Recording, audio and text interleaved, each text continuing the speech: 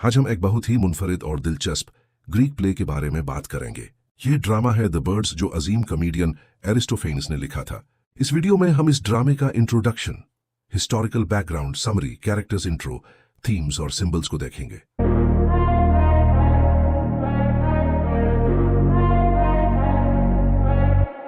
इस ड्रामे को समझने से पहले हम उस जमाने को थोड़ा सा समझ लेते हैं कि जब ये लिखा गया था, क्योंकि उस वक्त के हालात ने इस कहानी पर बहुत गहरा असर डाला है।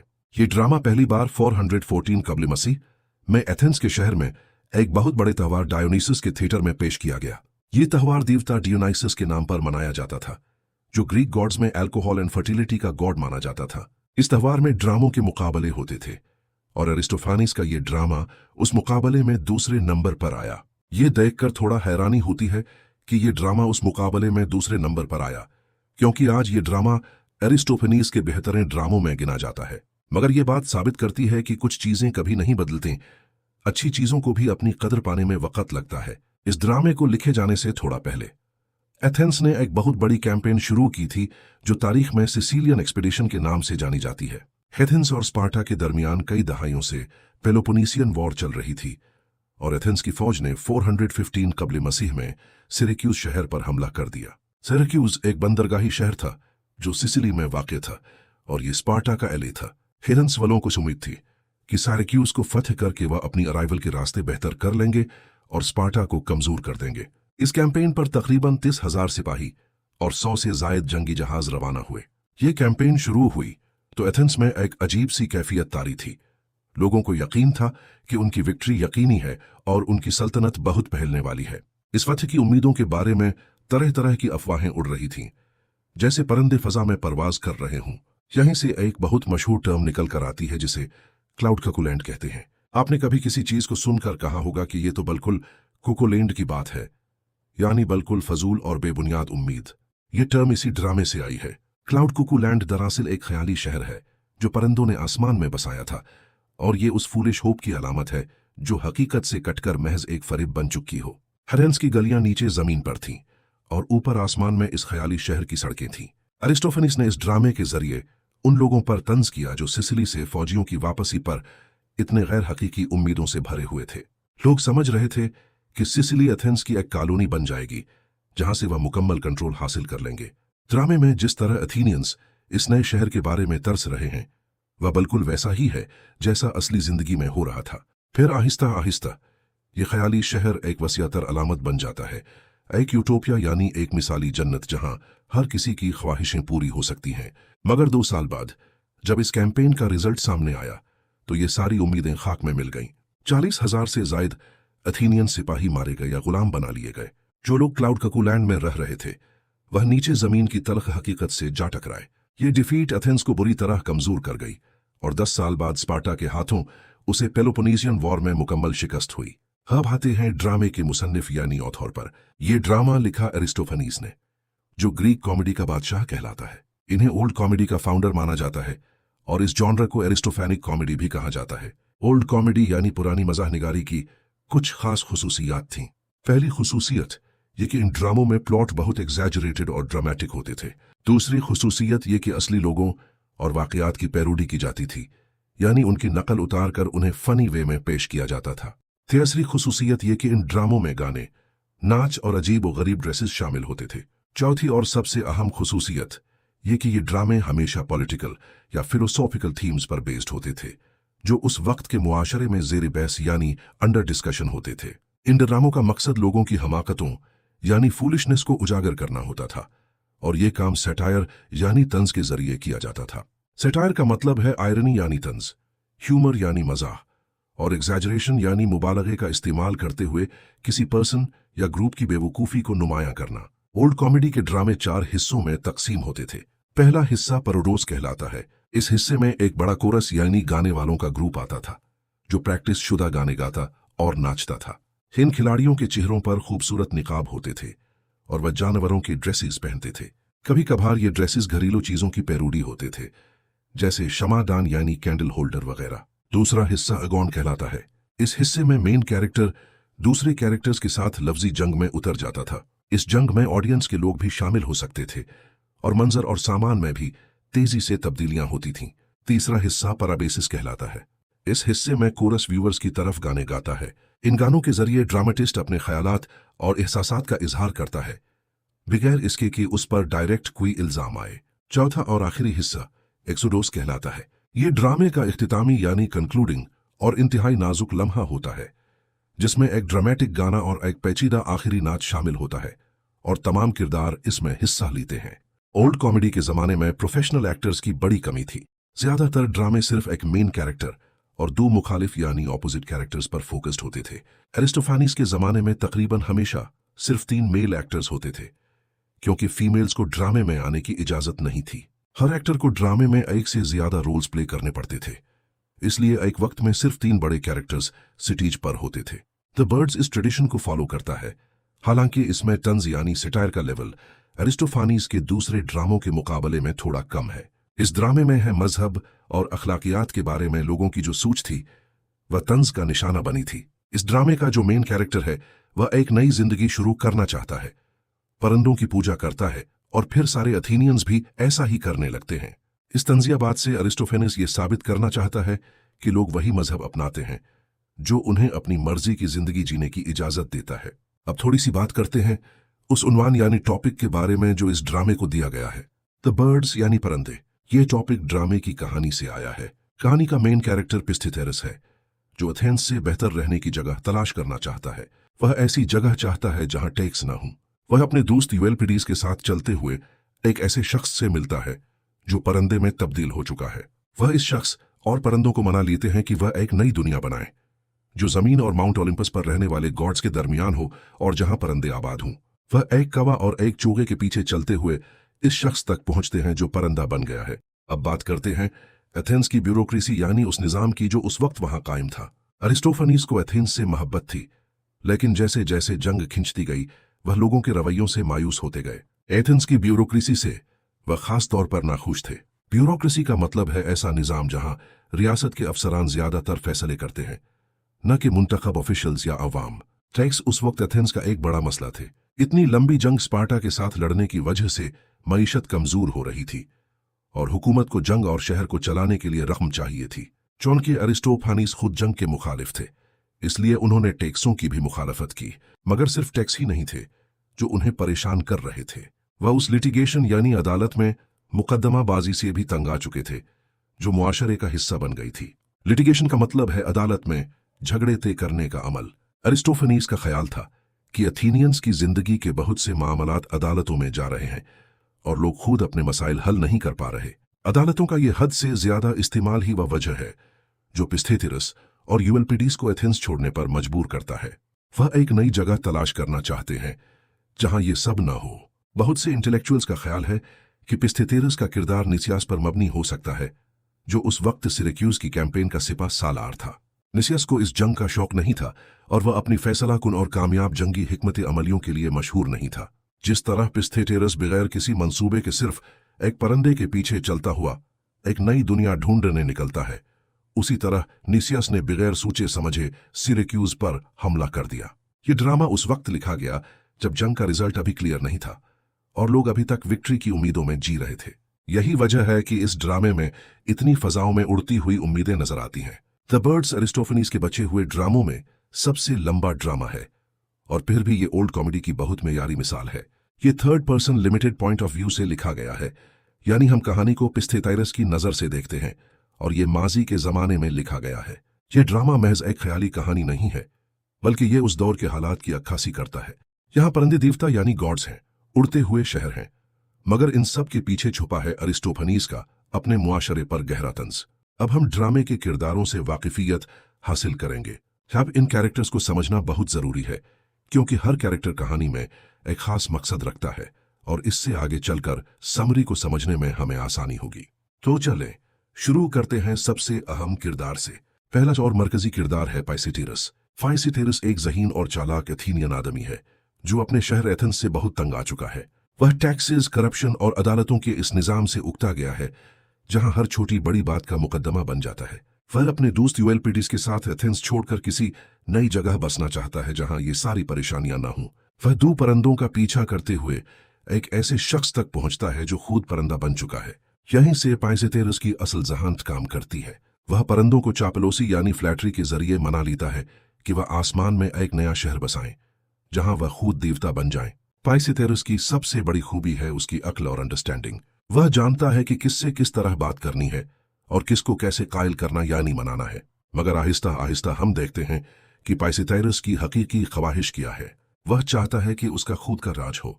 हर से भागने के बावजूद वह उसी किस्म का शहर बना लेता है, लेकिन इस बार उसकी अपनी हुकूमत है।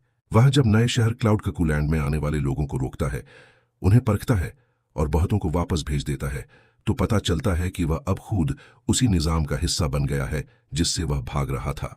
वह गॉडेस आइरिस को पकड़कर ज्यूस के पास वापस भेज देता है। वह ज्यूस के सफीरों यानी एम्बेसडर्स से मुलाकात करता है और प्रोमेथियस से मिलने वाली मालूमात को इस्तेमाल करते हुए ज्यूस को मजबूर कर देता है कि वह अपना राजडंडा यानी किंग्स अथॉरिटी और शहजादी बसिलिया उसे दे दे।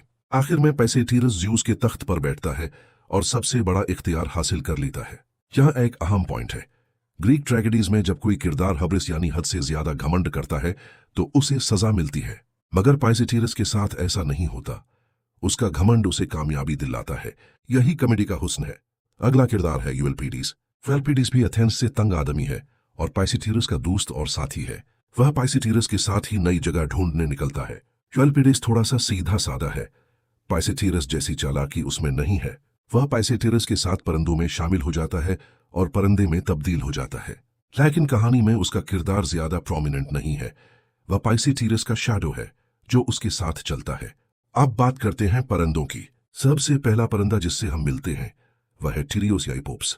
थेरेउस दरअसल एक इंसान था जो एक बादशाह था। ग्रीक मिथोलॉजी के मुताबिक उसे परंदे में तब्दील कर दिया गया, खास तौर पर हुपो नामी परंदे में। ये परंदा एक खूबसूरत कलगी वाला परंदा होता है। एपोप्स ही वह रास्ता है जिसके जरिए पाइसेटेरस और यूल्पिडीज परंदों तक पहुंचते हैं।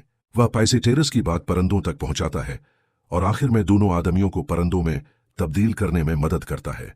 फिर आता है ट्रोचिलुस। ट्रोचिलुस इपोप्स का नौकर है, एक छोटा सा परंदा जो बहुत शोर मचाता है। वह सबसे पहले पाइसेटेरस और यूल्पिडीज से बात करता है। कोरस लीडर भी एक परंदा है जो बाकी परंदों का लीडर है। वह पहले तो पाइसेटेरस और यूल्पिडीज पर हमला करना चाहता है, लेकिन जब पाइसेटेरस अपना प्लान सुनाता है कि परंदे कैसे नए देवता बन सकते हैं, तो वह फौरन सारे परंदों को जमा कर लेता है। फिर आते हैं फिनिकॉप्टेरस जैसे दूसरे परंदे जो कौंसिल में शामिल होते हैं और नया शहर बनाने की हिमायत करते हैं। फिनिकॉप्टेरस दरअसल वही परंदा है जिसे हम फ्लेमिंगो कहते हैं, गुलाबी रंग का खूबसूरत परंदा। अब बात करते हैं देवताओं की। सबसे बड़ा देवता है ज़्यूस। ज़्यूस ग्रीक गॉड्स का बादशाह है जो माउंट ओलिम्पस पर रहता है।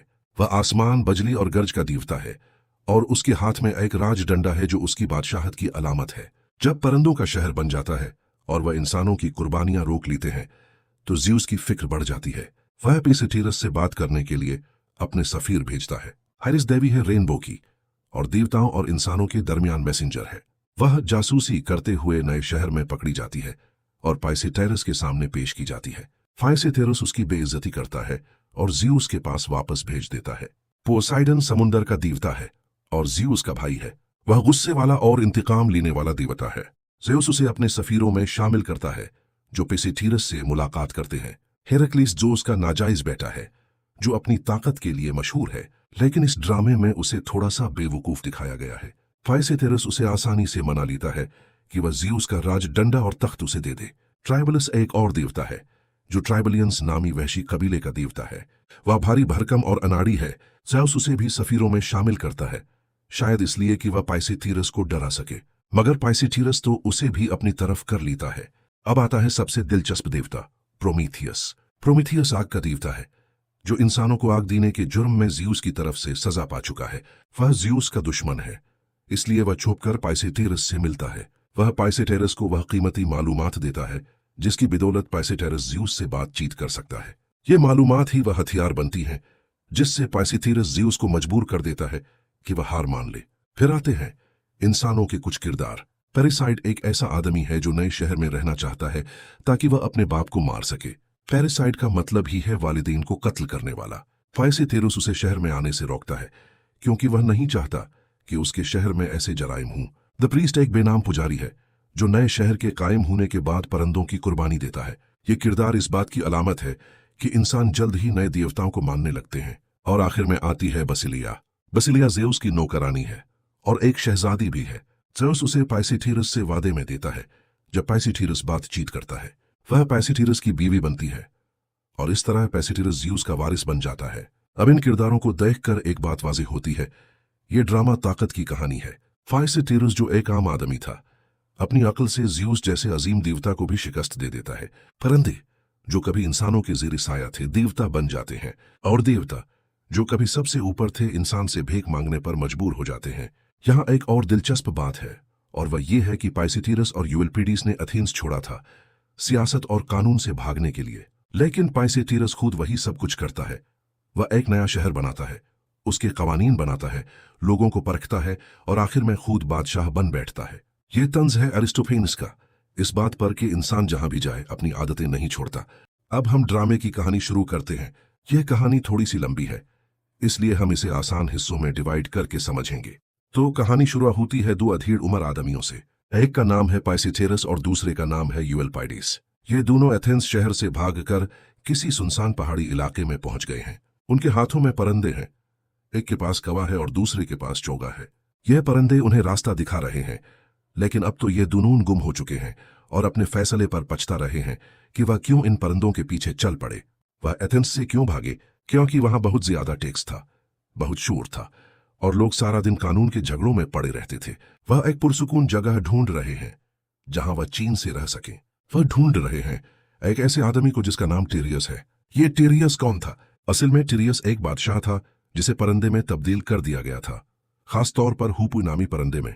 हमारे दोनों दोस्तों को उम्मीद है कि टिरियस उनकी कोई नई जगह ढूंढने में मदद करेगा। अब वह एक दरवाजे तक पहुंचते हैं। दरवाजा खुलता है और बाहर आता है एक बहुत बड़ा और डरावना परिंदा। यह है ट्रोचिलस, जो इपॉप्स का नौकर है।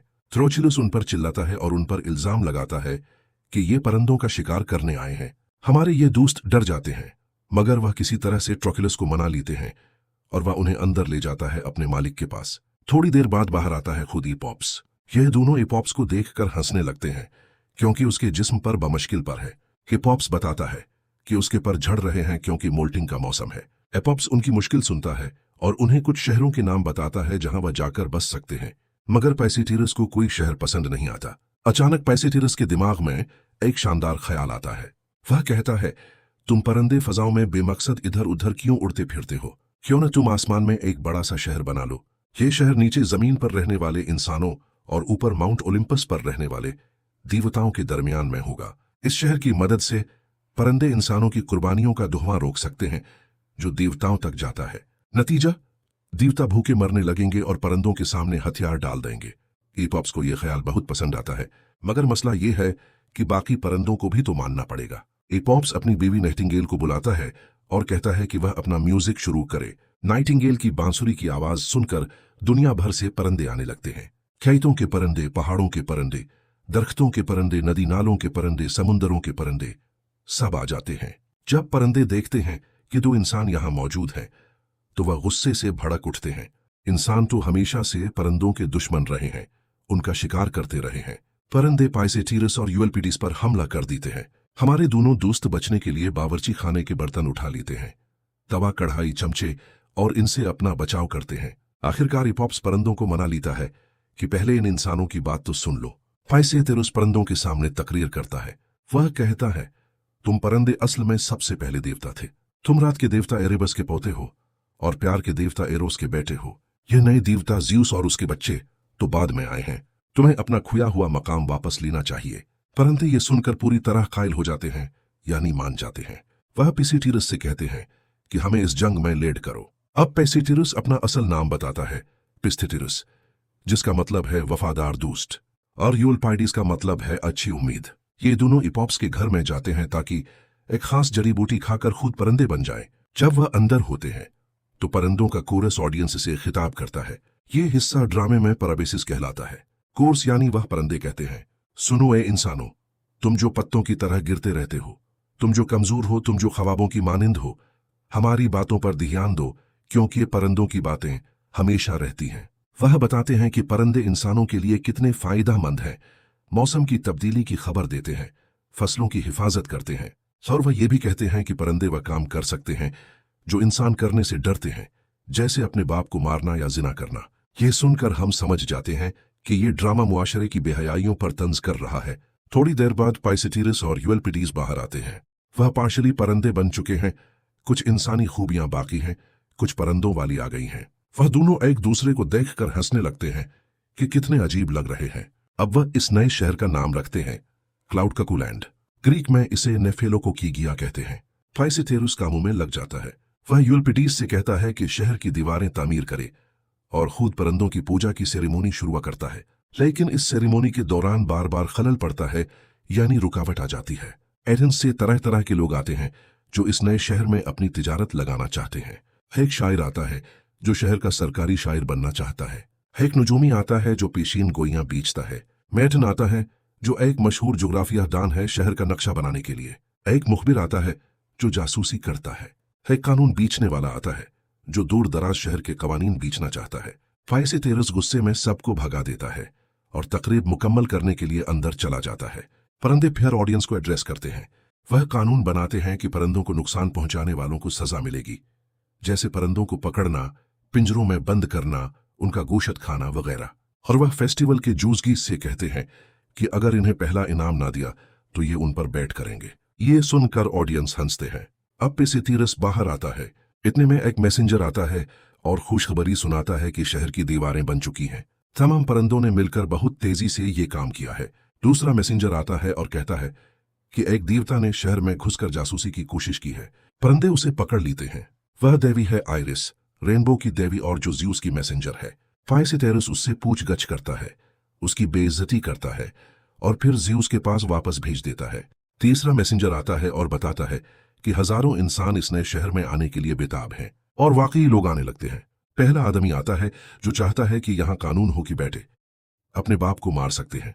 दूसरा आता है सिनीसियस, जो एक शायर है और उसे परंदों ने शायरी के लिए मोटिवेशन दी है। तीसरा आता है एक झूठा मुकदमाबाज जो उड़ते हुए लोगों पर मुकदमा करना चाहता है। पाइसेटेरस इन सबको भगा देता है, सिर्फ चंद एक को पर देकर शहर में रहने की इजाजत देता है। अचानक एक छुपा हुआ शख्स आता है, प्रोमेथियस।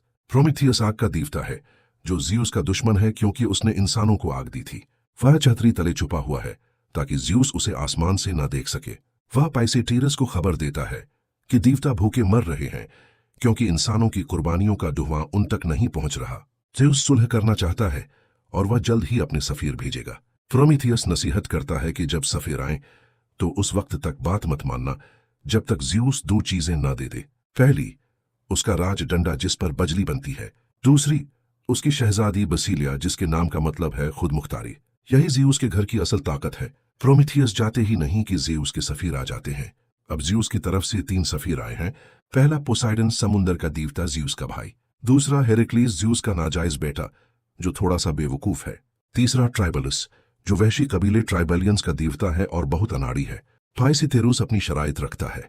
वह हेरेक्लीस को समझाता है, तुम्हारा अपने बाप के तख्त पर कोई हक नहीं क्योंकि तुम नाजायज बैठे हो। हेरेक्लीस ये सुनकर डर जाता है और मान जाता है। वह ट्राइबलस को भी धमका कर मानने पर मजबूर कर देता है। पोसाइडन अकेले में क्या कर सकता है, वह भी हार मान लेता है। सफीर पाइसेटेरस की शराइत मान लेते हैं। अब आसमान का मैसेंजर ऐलान करता है कि पाइसेटेरस नया बादशाह है। बसीलिया आती है जो हसीन है और पाइसेटेरस को ज़्यूस का राज डंडा देती है। शादी का जलूस निकलता है, गाने बजते हैं, हिमेनो हिमेनायो हिमेनो हिमेनायो, और यहाँ ये ड्रामा खत्म हो जाता है। ये पूरी कहानी है। इसमें याद रखने के लिए चंद अहम पॉइंट्स ये हैं। पहला, पाइसेटेरस एक आम आदमी से ज़्यूस का बादशाह बन जाता है। दूसरा, परंदे जो कभी कमजोर थे देवता बन जाते हैं। तीसरा, देवता जो कभी सबसे ताकतवर थे इंसान के सामने हथियार डाल देते हैं। चौथा, ये ड्रामा उस वक्त लिखा गया जब एथेंस सिरेक्यूज की जंग में मसरूफ था और लोग गैर हकीकी उम्मीदों में जी रहे थे। क्लाउड ककूलैंड वही गैर हकीकी उम्मीद है जो लोगों को विक्ट्री का यकीन दिला रही थी। पेपर में अगर पूछे कि ड्रामे का खुलासा लिखो तो यही कहानी सुनाना। अगर पूछे कि पाइसेटेरस का किरदार कैसे बदलता है तो बताना कि वह एक आम आदमी से मगरूर बादशाह बन जाता है। अगर पूछे कि ड्रामे का मेसिंग क्या है तो बताना कि अरिस्टोफेनिस मुआशरे की हमाकतों पर तंज कर रहे हैं। सब हम ड्रामे के थीम्स के बारे में बात करते हैं। द बर्ड्स में अरिस्टोफेनिस ने कई अहम थीम्स को छेड़ा है। पहला और सबसे अहम थीम है पावर, यानी ताकत का लालच। पावर स्ट्रक्चर यानी ताकत का ढांचा इस पूरे ड्रामे में फैला हुआ है। याद करो, ड्रामे के शुरू में पाइसेटेरस और यूएलपाइडीज एथेंस से भाग रहे थे। क्यों? क्योंकि वह उस ताकत के खेल से तंग आ चुके थे जो मुआशरे में चल रहा था। अमीर अशराफिया के लोग टैक्स वसूल कर रहे थे, अदालतों में मुकदमेबाजी हो रही थी और आम आदमी परेशान था। ये दोनों दोस्त ऐसी जगह ढूंढ रहे थे जहां वह इस ताकत के निजाम से आजाद हो सके। लेकिन आयरनी देखो, यही लोग जो ताकत से भाग रहे थे खुद परंदों को कायल कर लेते हैं कि वह देवताओं और इंसानों पर ताकत हासिल करें। पाइसेथेरस परंदों को एक तकरीर सुनाता है। वह उनकी झूठी शजरा नसबी यानी एंसेस्ट्री बताता है कि तुम रात और इरिबस के पोते हो, इरोस के बेटे हो, तुम असल देवता हो। परंदे ये सुनते ही पिघल जाते हैं। तब वह पाइसेथेरस को मारने के बजाय उसके साथ मिलकर काम करना चाहते हैं। अरिस्टोफनीस यहाँ एक बहुत बड़ा पॉइंट बता रहे हैं कि ताकत का लालच किस तरह इंसानों को अंधा कर देता है।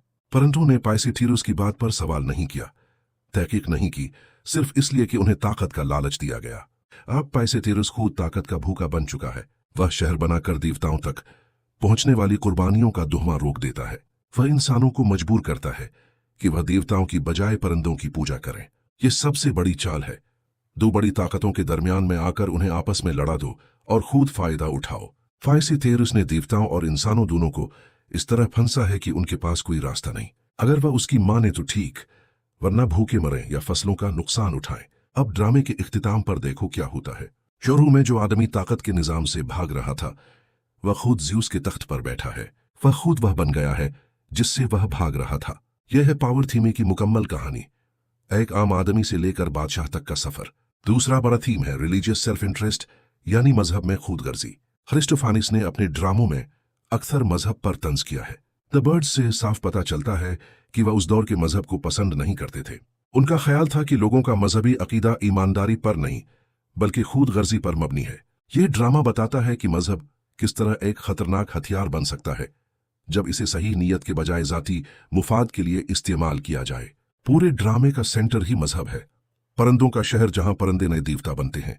पहला पॉइंट, अरिस्टोफानीस दिखाता है कि लोग किस तरह जल्दी से कोई नया गरवा बना लेते हैं और डर की वजह से उसमें शामिल हो जाते हैं। डर है कि कहीं ये नया गरवा ताकत न पाले तो लोग अपने पुराने अकीदे को छोड़कर नए अकीदे को अपना लेते हैं। वह मंजर याद करो जब हजारों लोग नए शहर में शामिल होने के लिए आ रहे हैं। ये लोग पहले ज्यूस और दूसरे देवताओं को मानते थे लेकिन अब परंदों की पूजा करने को तैयार हैं।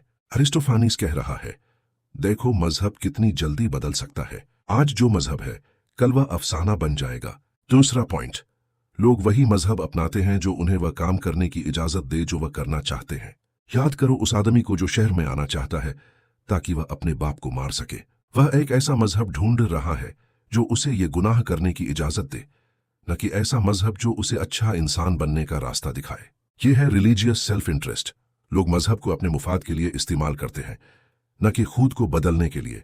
तीसरा बड़ा थीम है हिपोक्रेसी यानी मुनाफिकत। सैटीर का एक बड़ा हथियार है हिपोक्रेसी यानी मुनाफिकत को उजागर करना। जब किसी के अल्फाज और अमाल में तजाद यानी ऑपोजिशन हो तो उसे मुनाफिकत कहते हैं। द बर्ड्स में मुनाफिकत की बेहतरीन मिसाल खुद पाइसेथेरस है। वह कहता है, मैं एथेंस से भाग रहा हूं क्योंकि वहां ताकत का खेल है, लालच है, टैक्स है। मगर वह जाकर क्या करता है? वह एक ऐसा शहर बनाता है जहां इंसान उसके सामने झुकें, परंदों और देवताओं की पूजा करें। वह खुद वही निजाम खड़ा कर देता है जिससे भाग रहा था। यह बिल्कुल ऐसा है जैसे कोई शख्स पानी से नफरत करे इसलिए सोइमंग पूल छोड़ दे और फिर झील में छलांग लगा दे। यह है मुनाफिकत की इंतहा। और यह सिर्फ पाइसेथेरस तक महदूद नहीं, परंदे भी मुनाफिक हैं। वह पहले इंसानों से नफरत करते हैं, उन्हें मारना चाहते हैं, लेकिन जब उन्हें ताकत का लालच दिया जाता है तो वह उन्हीं इंसानों के साथ मिल जाते हैं। इंसान भी मुनाफिक हैं। वह ज्यूस के देवताओं को छोड़कर परंदों को मानने लगते हैं सिर्फ इसलिए कि उनका मुफाद इसमें है। अब इन थीम्स को एक साथ देखो तो एक तस्वीर बनती है। अरिस्टोफेन्स कह रहा है कि इंसान वही है जो ताकत का भूखा है, मजहब को अपने मुफाद के लिए इस्तेमाल करता है और मुनाफिकत में मुब्तला है। ये ड्रामा महज एक ख्याली कहानी नहीं बल्कि उस दौर के अथीनियन मुआशरे की अक्कासी है और शायद आज के मुआशरे की भी। पेपर में अगर पूछे कि ड्रामे के अहम थीम्स क्या है तो ये तीनों बताना। पावर, ताकत का लालच कैसे इंसान को बदल देता है। रिलीजियस सेल्फ इंटरेस्ट, लोग मजहब को अपने मुफाद के लिए किस तरह इस्तेमाल करते हैं। हिपोक्रेसी, पाइसेथेरस का किरदार कैसे मुनाफिकत की मिसाल है। हर थीम के साथ ड्रामे से एक दो इवेंट्स याद रखना ताकि जवाब में शामिल कर सको। अब हम ड्रामे के सिंबल्स और मोटिव्स के बारे में बात करेंगे। सिंबल्स का मतलब है वह चीजें जो अपने जाहिरी मतलब के अलावा कोई गहरा मतलब भी रखती हैं। मोटिव्स का मतलब है वह ख्यालात या तस्वीरें जो ड्रामे में बार बार आती हैं। तो आइए पहले सिंबल्स को समझते हैं। पहला और सबसे अहम सिंबल है ज़्यूस का सेप्टर यानी उसका राजडंडा। ये सेप्टर कोई आम छड़ी नहीं है, ये वही राजडंडा है जिस पर बजली बनती है, जिसे देखकर इंसान डरते हैं और ज़्यूस के सामने झुकते हैं। ग्रीक मिथ्स में ज़्यूस सबसे ताकतवर देवता है और उसका यह सेप्टर उसकी ताकत की अलामत है। द बर्ड्स में यह सेप्टर ज्यादा नजर नहीं आता, लेकिन आखिर में यह भड़क उठता है। जब पेसिटिरस हेराक्लिस से बातचीत करता है तो वह यही सेप्टर मांगता है। हेराक्लिस मान जाता है और पाइसेटेरस को ज़्यूस का तख्त और यह सेप्टर मिल जाता है। अब यह सेप्टर पाइसेटेरस के पास है। यह अलामत है कि अब पेसिटेरस खुद सबसे बड़ी ताकत बन गया है। वही है जो अब बजली बरसाएगा, वही है जिससे अब इंसान डरेंगे। दूसरा सिंबल है विंग्स यानी परंदों के पर। याद करो, जब पाइसेटेरस और यूएलपाइडिस परंदे बनते हैं तो वह मुकम्मल तौर पर परंदे नहीं बन पाते, वह जुज़वी तौर पर परंदे होते हैं। कुछ इंसानी खूबियां बाकी रहती हैं, कुछ परंदों वाली आ जाती हैं। इपॉप्स उन्हें मुकम्मल परंदा बनाने की कोशिश करता है मगर कामयाब नहीं होता। फिर जब लोग नए शहर में आते हैं तो पाइसेटेरस उन्हें पर देता है, लेकिन वह भी मुकम्मल परंदे नहीं बनते। इन परों का क्या मतलब है? ये अलामत है इस बात की कि इंसान कभी अपने आप को मुकम्मल तौर पर नहीं बदल सकता।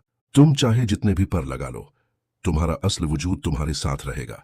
पाइसेटेरस चाहता है कि वह परंदा बनकर इंसानों से ऊपर उड़ जाए, मगर वह इंसान है, इंसान ही रहेगा। ये पर अलामत है इस नाकाम तब्दीली की। तीसरा सिंबल है बर्ड्स यानी खुद परंदे। परंदे इस ड्रामे में सिर्फ किरदार नहीं है, वह एक सिंबल भी है। परंदे जमीन से ऊपर उड़ते हैं, वह नीचे इंसानों को देखते हैं। वह बर्तरी की अलामत है, सुपीरियोरिटी की अलामत। पाइसेटेरस शुरू में एक आजिज आदमी लगता है जो सिर्फ टैक्सों और लालच से भागना चाहता है, मगर उसकी हकीकी ख्वाहिश क्या है? वह परंदा बनना चाहता है। क्यों? क्योंकि वह खुद को दूसरे इंसानों से बेहतर समझता है। वह उन कवानीन से ऊपर उठना चाहता है, उन टैक्सों से ऊपर, उन झगड़ों से ऊपर। परंदा बनकर वह ये सब हासिल कर लेता है। वह आसमान में उड़ता है, नीचे इंसानों को देखता है, मगर उसकी ख्वाहिश यही नहीं रुकती।